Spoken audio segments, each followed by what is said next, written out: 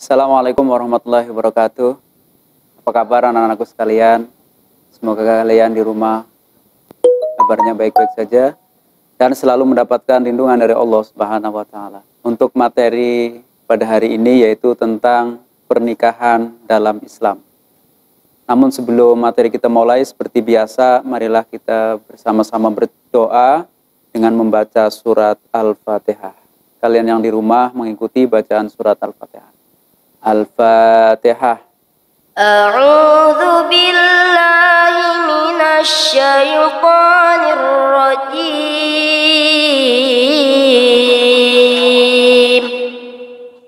Bismillahirrahmanirrahim. Alhamdulillahi rabbil alamin.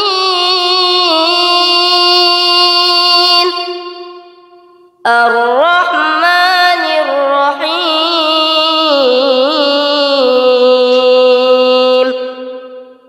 Maliki yaumiddin.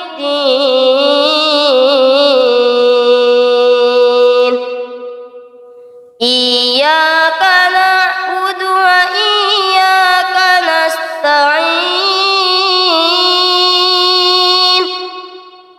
Ihdinas siratal mustaqim.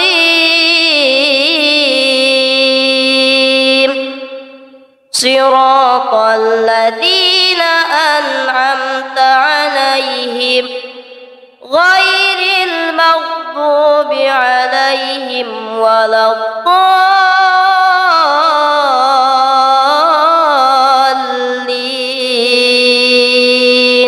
Fatihah telah selesai. Mari kita bahas yaitu tentang pernikahan dalam Islam. Pengertian pernikahan atau nikah menurut bahasa ialah berkumpul dan bercampur ya. Sedangkan menurut istilah syariat, nikah ialah ijab dan qabul atau akad ya, yang menghalalkan antara laki-laki dan perempuan yang diucapkan oleh kata-kata yang menunjukkan nikah menurut peraturan yang ditentukan oleh Islam. Arti dari pernikahan di sini adalah bersatunya dua insan dengan jenis berbeda, yaitu laki-laki dan perempuan, yang menjalin suatu ikatan dengan perjanjian atau akad. Ya, jadi nikah itu adalah bertemunya dua insan, laki-laki dan perempuan. Kalau laki-laki semua bagaimana? Nikahnya tidak sah. Begitupun sebaliknya. Kalau perempuan sama perempuan, nikahnya tidak sah. Bahkan itu terlarang. Rasulullah SAW bersabda, ya, yang artinya saya sholat, tidur, berpuasa, makan, dan menikahi wanita. Barang siapa yang tidak suka dengan perbuatan sunahku, maka dia bukanlah dari golonganku. Hadis riwayat Bukhari dan Muslim. Untuk selanjutnya yaitu hukum nikah. Yang pertama adalah sunnah, yang kedua wajib, yang ketiga makruh, dan yang keempat adalah haram. Yang pertama sunnah, yaitu bagi yang ingin menikah, mampu menikah, dan mampu pula mengendalikan diri dari perzinaan, walaupun tidak segera menikah. Contoh, Muhammad Abdullah ya. Abdullah ini sudah mampu, dia sudah punya kerjaan ya. Tapi dia kalau tidak menikah, istilahnya masih kuat ya, tidak terjerumus ke perbuatan zina, maka nikahnya Abdullah ini adalah sunnah. Yang kedua adalah wajib, yaitu bagi yang ingin menikah, mampu menikah, dan ia khawatir berbuat zina ya. Nah, jika tidak segera menikah, maka hukum nikahnya adalah menjadi wajib. Contoh, Sofyan ya. Sofyan ini dia sudah mampu, sudah punya kerjaan ya. Dia juga kalau tidak menikah, dia khawatir berbuat zina karena dia sudah tidak tahan istilahnya. Dikhawatirkan kalau tidak segera menikah, maka dia akan berbuat zina. Maka Sofyan ini nikahnya menjadi wajib. Yang ketiga adalah makruh, yaitu bagi yang ingin menikah tetapi belum mampu memberi nafkah terhadap istri dan anaknya. Nah, contohnya ada seseorang yang dia belum punya kerjaan, istilahnya ya, belum punya apa-apa, tapi dia ingin menikah, maka nikahnya menjadi makruh. Yang keempat adalah haram, yaitu bagi yang ingin menikah dengan maksud menyakiti wanita yang akan dinikahinya, istilahnya balas dendam. Karena dulu waktu pacaran pernah disakiti, ya. Akhirnya dia ingin menikahi wanita itu, tapi tujuannya adalah untuk menyakiti wanita tadi. Maka nikahnya menjadi haram.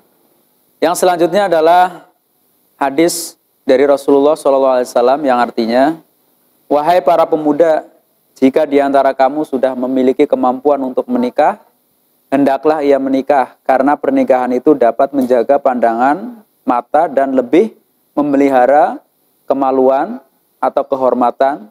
Dan barang siapa tidak mampu menikah, hendaklah ia berpuasa, sebab puasa itu penjaga bagimu. Hadis riwayat Bukhari dan Muslim. Untuk selanjutnya adalah tujuan pernikahan. Yang pertama adalah memperoleh rasa cinta dan kasih sayang. Ya. Dalam hal ini Allah Subhanahu Wa Taala berfirman, A'udzubillahi minasyaitonirrajim, wa ja'ala bainakum mawaddata warahmah ila akhiril ayat. Artinya, dan dijadikannya di antaramu rasa kasih dan sayang. Maksudnya di antara laki-laki dan perempuan itu ya. Yang kedua adalah tujuannya untuk memperoleh ketenangan hidup. Ya, jadi sebelum menikah itu hidupnya tidak tenang. Ya, maka setelah menikah dia akan memperoleh ketenangan hidup. Dalam hal ini Allah Subhanahu wa taala berfirman, A'udzubillahi minasyaitonirrajim, wa min ayatihi an khalaqalakum min anfusikum azwajan litaskunu ilaiha ila akhiril ayat. Artinya, dan di antara tanda-tanda kekuasaannya ialah dia menciptakan untukmu istri-istri dari jenismu sendiri supaya kamu cenderung dan merasa tentram kepadanya. Quran Surat Ar-Rum ayat 21. Yang ketiga adalah untuk memenuhi kebutuhan seksual atau birahi secara sah dan diridhoi Allah Subhanahu wa taala. Jadi waktu sebelum nikah itu kalau berhubungan suami istri itu haram. Tapi setelah menikah justru menjadi ibadah ya, itu. Yang keempat adalah untuk memperoleh keturunan yang sah dalam masyarakat ya. Yang kelima adalah untuk mewujudkan keluarga bahagia dunia dan akhirat. Untuk selanjutnya adalah rukun nikah. Yang pertama ada calon suami, ya. Syarat calon suami, ya. Jadi seorang suami itu harus memiliki syarat. Yang pertama adalah seorang laki-laki dewasa, ya. Jadi suami itu harus laki-laki yang sudah dewasa, itu ya. Yang kedua adalah beragama Islam. Ya, kalau nikahnya orang Islam, perempuannya Islam, maka laki-lakinya harus orang Islam. Bagaimana kalau beda agama? Nikahnya tidak sah, ya. Kalau dia tetap menikah, maka dia akan dianggap berzina, gitu ya. Terus yang ketiga adalah tidak dipaksa atau terpaksa, ya. Makanya nikah itu harus benar-benar dipertimbangkan. Ya, memang dia dipaksa untuk menikahi si A, maka pernikahannya tidak sah, ya. Yang selanjutnya adalah tidak sedang dalam ihram haji atau umroh, ya. Yang berikutnya adalah bukan muhrim calon istrinya. Muhrim itu adalah orang yang mempunyai ikatan persaudaraan, ya. Gitu. Terus rukun nikah yang kedua adalah ada calon istri, ya. Syarat seorang istri yang pertama adalah seorang wanita yang cukup umur, ya. Kalau di Indonesia itu undang-undangnya wanita boleh menikah itu umur 17 sampai 18 tahun, ya. Minimal itu, ya. Yang kedua adalah bukan perempuan musyrik atau non-muslim, ya. Jadi kalau nikahnya sama orang Islam harus orang Islam. Kalau bukan orang Islam berarti tidak sah.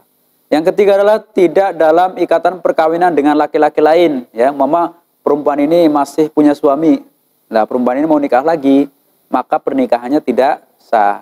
Yang selanjutnya adalah bukan mahram calon suami, ya. Yang selanjutnya tidak dalam keadaan ihram haji atau umroh. Terus rukun nikah yang berikutnya adalah ada wali nikah, yaitu wali itu apa? yaitu wali yang menikahkan mempelai laki-laki dengan mempelai wanita, ya, atau mengizinkan pernikahannya, ya. Di sini ada pembagian wali, ya. Wali itu terbagi menjadi dua. Yang pertama adalah wali nasab. Wali nasab itu ya ayah, ya, saudara, ya, kakek, itu, ya. Itu wali nasab. Jadi masih ada tali persaudaraan. Gitu. Terus yang kedua adalah wali hakim. Ya, wali hakim itu adalah dia petugas negara, ya. Dalam hal ini kalau di Indonesia itu ada Menteri Agama. Menteri Agama itu memberi tugas kepada setiap kecamatan itu ada, ya, namanya KUA itu, ya. Nah, maka Menteri Agama memberi wewenang kepada KUA, yaitu sebagai wali hakim. Apabila contohnya ada seorang perempuan yang tidak punya siapa-siapa, dia sendiri sebatang kara, ya, maka nikahnya dia harus menggunakan wali hakim. Untuk selanjutnya adalah syarat-syarat seorang wali. Yang pertama, dia harus beragama Islam, ya. Yang kedua adalah laki-laki. Yang ketiga baligh dan berakal, ya. Yang keempat adalah merdeka dan bukan hamba sahaya. Yang kelima bersifat adil. Yang keenam tidak sedang ihram haji atau umroh, gitu, ya. Terus rukun nikah yang ketiga adalah ada 2 orang saksi. Syarat seorang saksi yang pertama adalah beragama Islam. Yang kedua laki-laki. Yang ketiga adalah baligh dan berakal sehat. Yang keempat dapat mendengar, ya. Jadi saksi itu harus bisa mendengar. Karena dia akan mendengarkan ucapan ijab qabul, ya. Kalau orang yang tuli, maka dia tidak bisa mendengarkan ijab qabul, ya. Terus dapat melihat, ya. Tidak buta, ya. Wali itu orang saksi itu harus bisa mendengar, bisa melihat, ya. Terus dapat berkata-kata, ya. Dia tidak bisu, ya. Kenapa? Karena saksi itu yang mengatakan setelah ijab qabul itu dia akan mengatakan sah, gitu, ya.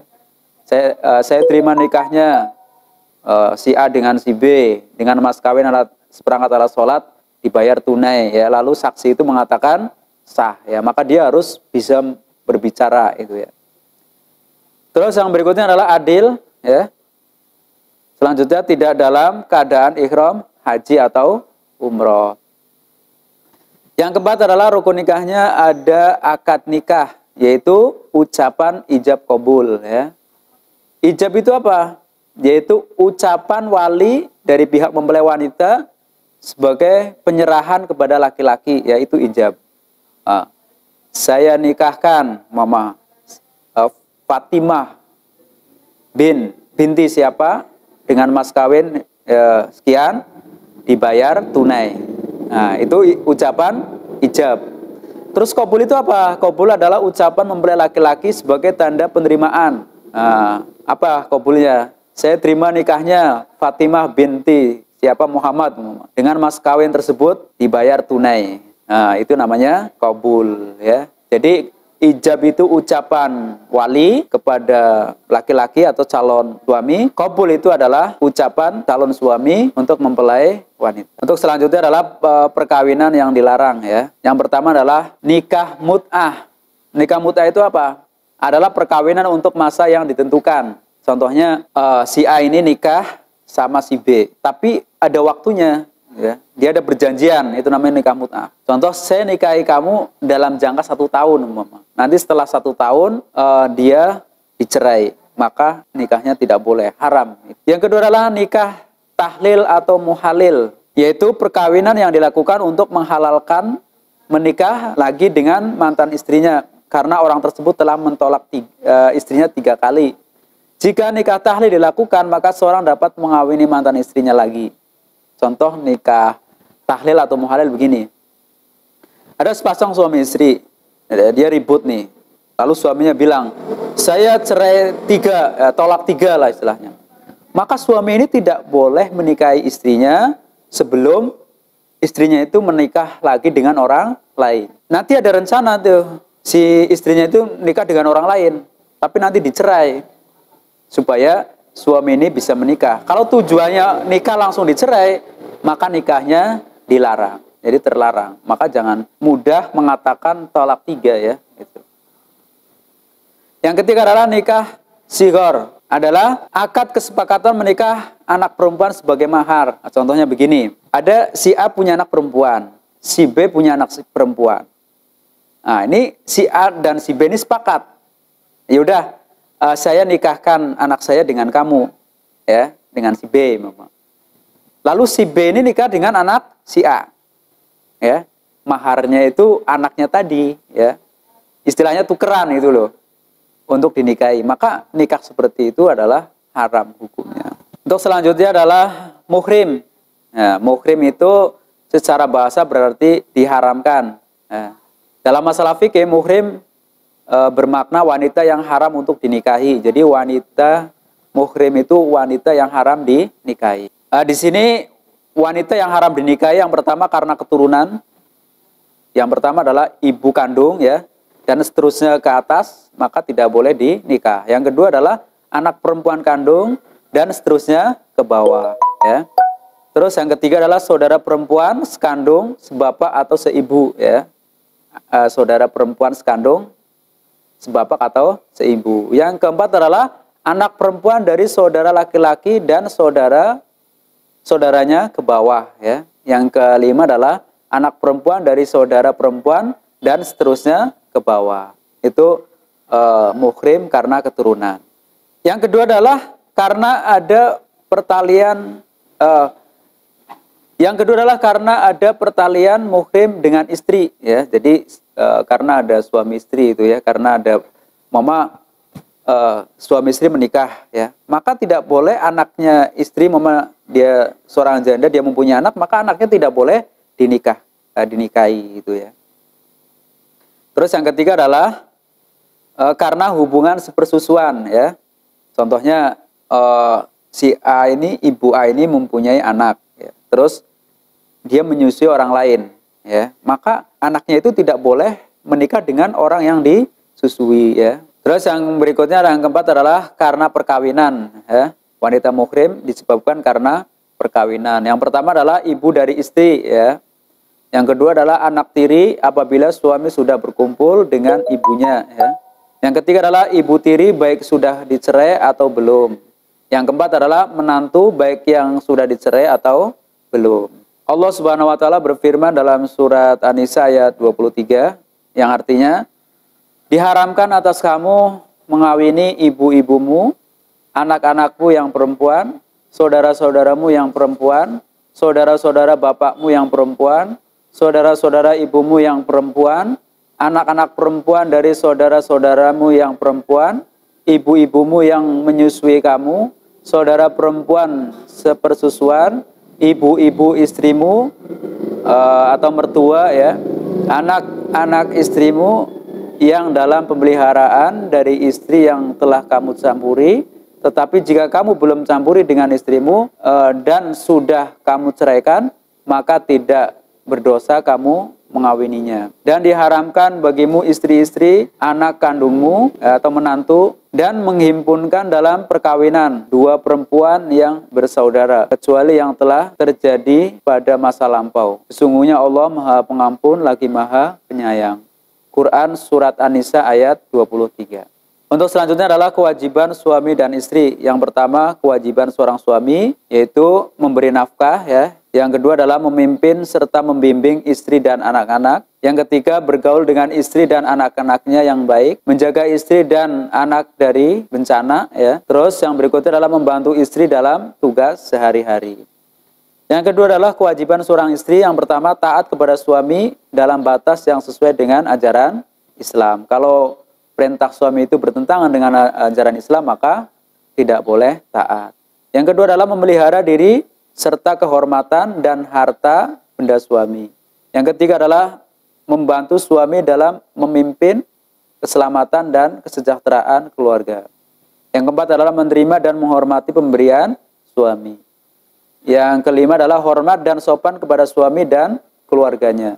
Yang keenam adalah memelihara, mengasuh dan mendidik anak-anaknya. Ya, jadi istri itu yang menentukan bagaimana seorang anak itu sukses atau tidaknya.